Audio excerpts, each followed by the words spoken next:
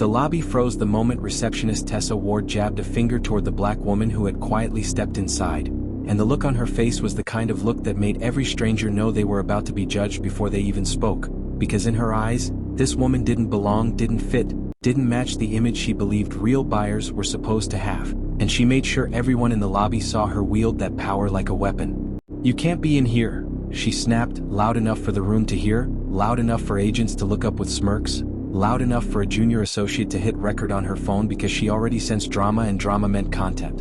Before anyone reacted, Tessa grabbed a brochure and tossed it at the woman's feet with a flick of her wrist that said everything her mouth didn't say. "Low-income listings are that way, don't waste our time, don't stand where you don't deserve to stand." But the woman didn't move. She didn't flinch, didn't bow her head, didn't apologize for existing. Instead, she reached into her bag and pulled out a single document, one sheet of paper, and when she placed it onto the counter, every face in the lobby drained of color because they suddenly understood that they hadn't just humiliated a stranger, they had insulted the CEO who owned the entire company. But that moment, quiet, sharp, devastating, didn't come out of nowhere. It was the result of a setup she had been planning for months, a silent investigation, a mission born not from curiosity but from the weight of something she could no longer ignore.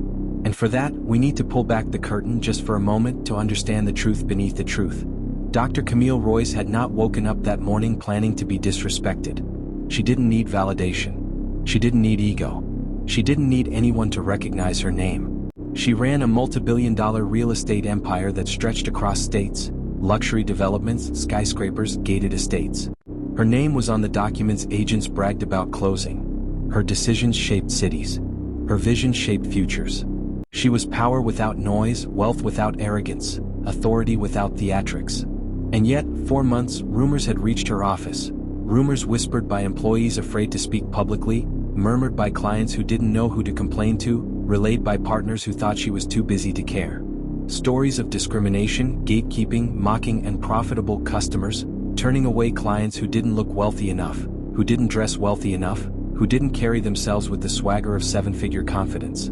And every rumor felt like a crack in her company's foundation, a stain on the legacy she built with discipline, grit, faith, and a belief that dignity was not a luxury but a human right. So she decided to do what most CEOs would never dare. She went undercover. No jewelry, no designer bag, no press secretary, no assistant trailing behind. Just a slim folder tucked under her arm, a simple outfit, and a calm expression. She wanted to be treated like any ordinary walk-in, any curious customer, any human being. Because she believed the truth about a company is never found in boardrooms, it's found in lobbies. And so the day began. And the first blow landed only 10 steps in.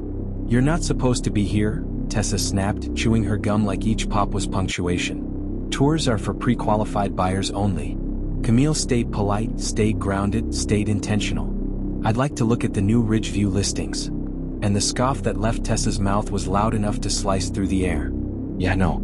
Those homes start at 7 figures. You don't look like someone who can even get approved." The brochure hit the floor like garbage tossed toward a stray dog. The room stilled. Agents exchanged smirks.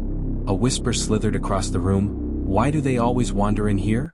But Camille didn't bend, didn't pick up the brochure, didn't change her posture.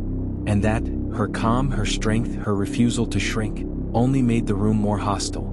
"Move aside before a real client walks in," Tessa ordered. That's when Senior Agent Mark Dennison looked up from his phone, spotted Camille, frowned, and approached with that condescending mixture of fake sympathy and genuine superiority. "Ma'am, we've had issues with loitering," he said. "I need to ask you to leave. Security is already on the way." Phones rose. Whispers spread. Someone muttered, "This is going viral." And still Camille kept steady. "I only asked to see your Ridgeview inventory." Tessa laughed. "Honey, you won't get approved for a studio." Another chimed in, "This isn't charity." A customer stepped back, torn between discomfort and fear. No one intervened. Then came the last warning, "Exit or security escorts you out." And that is when the story shifted. That is when the air changed. That is when dignity met revelation. Camille reached into her bag and placed the first document on the counter. A confidential corporate memo with one name typed at the bottom. Dr. Camille Royce, Chief Executive Officer. Tessa paled. Mark choked on his own breath. Agents stiffened like mannequins caught doing something shameful. And Camille, without raising her voice, without flexing her status, without weaponizing her power, placed her second document on the counter, her executive ID badge. "You're Dr. Royce?" Mark whispered. "Yes," she replied softly, "and I've spent the last 3 months hearing rumors about customer mistreatment. I came today to see it for myself." Every smirk disappeared. Every whisper died. Every phone lowered. Security arrived, but instead of escorting her out, they received a direct call from corporate. Compliance was already on the line demanding updates. Within minutes, the showroom manager sprinted in, sweating through his shirt. "Dr. Royce, I'm so sorry. If we had known," Camille lifted her hand. "That's exactly the point. Respect should not depend on who someone is." She turned to Tessa. "Pick up the brochure you threw." Tessa scrambled to the floor, hands shaking. "Now," Camille said, "apologize to every person in this lobby." The apology cracked out of her like glass breaking. "Oh, I'm sorry everyone. I made a mistake." "You made a decision," Camille corrected. "A pattern." And the reckoning began. Compliance officers rushed in with tablets. They pulled up Slack messages, private DMs, internal jokes, racial profiling threads, mocking client photos, discriminatory language, screenshots that showed everything Camille feared and more. Each message appeared on screen for the entire lobby to witness. And the agents who had laughed earlier now stared at their own words like they were staring into the abyss of their own downfall. Camille didn't shout. She didn't gloat. She simply nodded to the compliance lead. "Proceed." One by one, Tessa, Mark, and 3 senior agents were terminated on the spot. Badges confiscated. Access revoked. Security escorted them out past the same people they had belittled minutes earlier. Customers watched like they were witnessing justice fall from the sky. Employees watched like they were witnessing the consequences of a culture they helped create or silently allowed. The silence afterward wasn't awkward, it was cleansing, like the air itself had been scrubbed of poison. And into that silence, Camille spoke. "What happened today isn't new," she said, voice steady, "but it ends now. This company will not tolerate bias, disrespect, or gatekeeping. We will rebuild this showroom from the ground up." She turned to the young intern, the only one who hadn't mocked her, the only one who hadn't joined the whispers. "What's your name?" "Jordan," he whispered, shaken. "You handled yourself professionally. Effective today, you're promoted." Jordan covered his mouth, eyes filling with disbelief. Customers clapped softly. And Camille walked toward the exit with the same calm she walked in with. But the world outside was no longer quiet. Reporters had gathered, alerted by viral footage already exploding across social media. Cameras flashed. Microphones lifted. Someone shouted, "Dr. Royce, what message do you want this to send?" She paused at the doorway, the glass reflecting the chaos behind her, the sky above her, and the quiet power within her. "That real power," she said, "doesn't shout." And that was the hook. But the hooked formula doesn't stop at the hook. It carries the listener, the viewer, the reader through the emotional arc. So this is the deeper truth beneath the headline moment. Camille didn't come undercover to catch employees. She came because she remembered her mother being turned away from an apartment when Camille was only 13. She remembered standing in the cold while an agent spoke slowly to her mother, emphasizing words like afford, credit, certain neighborhoods, and she remembered the quiet humiliation in her mother's eyes. She remembered how powerless she felt as a child. She built her empire to make sure no other child ever watched their parent be dismissed like that. She built Sterling Horizon Realty not just to sell homes, but to level the playing field.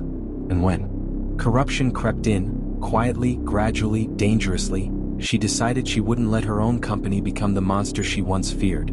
That's why she went undercover. That's why she endured the insults. That's why she listened instead of reacting. And that's why this story is more than a viral moment. It's a reminder that power means nothing if it doesn't protect. Camille returned to headquarters that evening and launched a full investigation into every branch, every manager, every complaint. She implemented new protocols, new hiring practices, new customer protections. She personally oversaw bias training at every location. She created anonymous reporting channels so no employee would fear retaliation. And she made sure Jordan, the intern with integrity, became a symbol of the culture shift she wanted. The footage from the showroom hit 20 million views in 48 hours. Some called her a hero. Some called her ruthless. Some called her brilliant. But Camille didn't care about titles. She cared about impact. And in the quiet of her office that night, she whispered a promise to her younger self: "No one gets dismissed on my watch ever again." And that is the real story of the CEO who walked into her own showroom undercover, not to expose others but to elevate the standard. Because real power doesn't shout. Real power shows up. Real power listens. Real power corrects. Real power rebuilds. And real power protects the dignity of every human being who walks through its doors. If this story hit your heart, make sure to like, comment, and subscribe for more stories.